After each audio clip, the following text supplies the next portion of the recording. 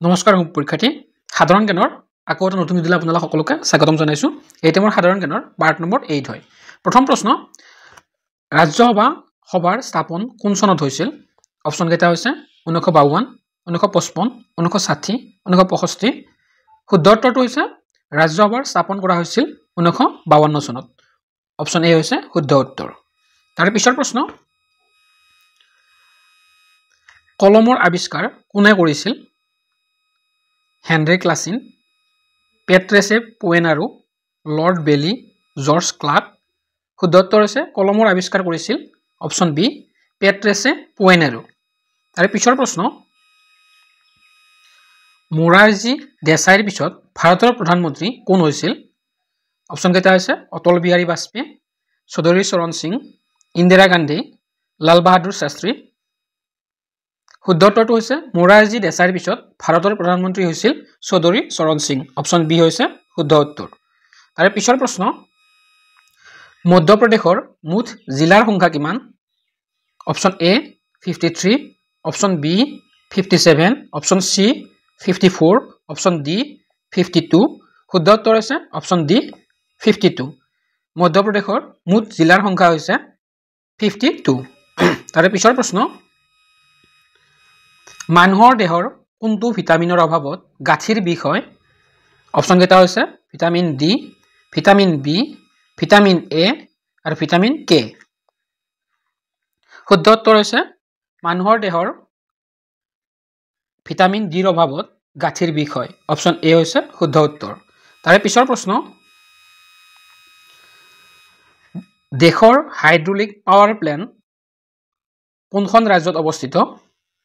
দেশৰ hydraulic power plant কোনখন দেশত অৱস্থিত? অপচন কেইটা হৈছে option A Goa, option B Himachal Pradesh, option C Manipur, option D Gujarat. শুদ্ধ উত্তৰটো হৈছে দেশৰ হাইড্ৰলিক পাৱাৰ প্লেণ্ট হিমাচল প্ৰদেশত অৱস্থিত। অপচন বি হৈছে শুদ্ধ উত্তৰ।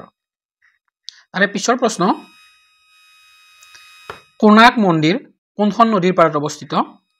অপচন এ চন্দ্ৰভাগ নদী, অপচন বি যমুনা নদী, অপচন চি গংগা নদী, অপচন ডি সৰস্বতী নদী।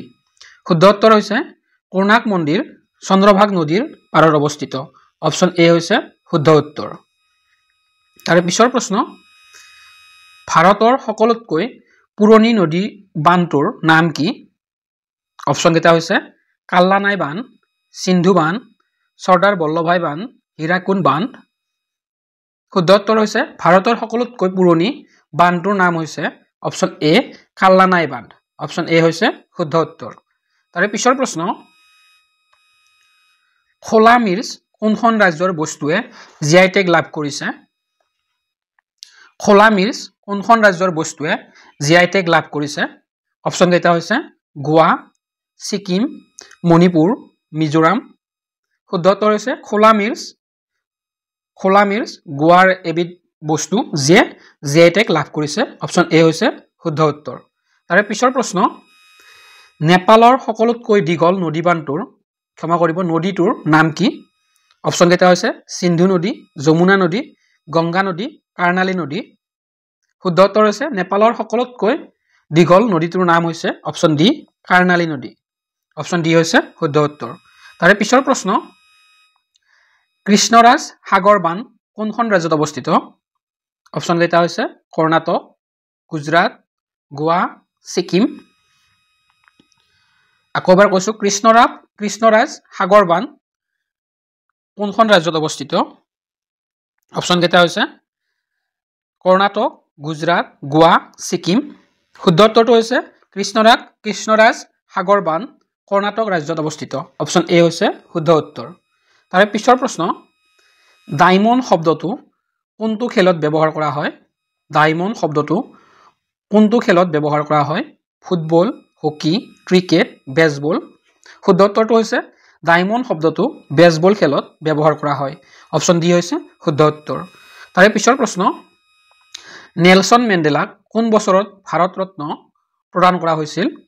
1990 চনত, 1998 চনত, 1956 চনত, 1983 চনত। শুদ্ধ উত্তৰটো হৈছে নেলছন মেণ্ডেলাক 1990 চনত ভাৰত ৰত্ন প্ৰদান কৰা হৈছিল। তাৰে পিছৰ প্ৰশ্ন, UNCTADৰ মুখ্য কাৰ্যালয় ক'ত অৱস্থিত শুদ্ধ উত্তৰ হৈছে UNCTADৰ মুখ্য কাৰ্যালয় জেনেভাত অৱস্থিত অপচন এ হৈছে শুদ্ধ উত্তৰ তাৰে পিছৰ প্ৰশ্ন উৰালিছ কোনখন ৰাজ্যৰ প্ৰমুখ জনজাতি অপচন কেইটা হৈছে গুজৰাট কৰ্ণাটক কেৰেলা গোৱা চাৰিটা অপচনৰ ভিতৰত শুদ্ধ উত্তৰটো হৈছে উৰালিছ কেৰেলা ৰাজ্যৰ এক প্ৰমুখ বা উল্লেখযোগ্য জনজাতি তাৰে পিছৰ প্ৰশ্ন কাঞ্চনজংঘা শৃংগৰ উচ্চতা কিমান অপচন কেইটা হৈছে 8686 metre option B 8000 metre option C 8756 metre option D 8900 metre শুদ্ধ উত্তৰ হৈছে কাঞ্চনজংঘা শৃংগৰ মুঠ উচ্চতা হৈছে 8686 মিটাৰ অপচন এ হৈছে শুদ্ধ উত্তৰ তাৰে পিছৰ প্ৰশ্ন বিশ্বৰ সকলোতকৈ অধিক ৰবৰ কোনখন দেশত উৎপাদন হয় অপচন কেইটা হৈছে আইল্যান্ড নেদাৰল্যান্ড ব্ৰিটেইন জাপান শুদ্ধ উত্তৰ হ'ব বিশ্বৰ সকলোতকৈ অধিক ৰবৰ উৎপাদন হোৱা দেশখনৰ নাম হৈছে আইল্যান্ড অপচন এ হৈছে শুদ্ধ উত্তৰ তাৰে পিছৰ প্ৰশ্ন কালিবাংগা কোনখন ৰাজ্যত অৱস্থিত অপচন কেইটা হৈছে মধ্যপ্ৰদেশ গুজৰাট অসম ৰাজস্থান চাৰিটা অপচনৰ ভিতৰত শুদ্ধ উত্তৰটো হৈছে কালিবাংগা ৰাজস্থানত অৱস্থিত অপচন ডি হৈছে শুদ্ধ উত্তৰ তাৰে পিছৰ প্ৰশ্ন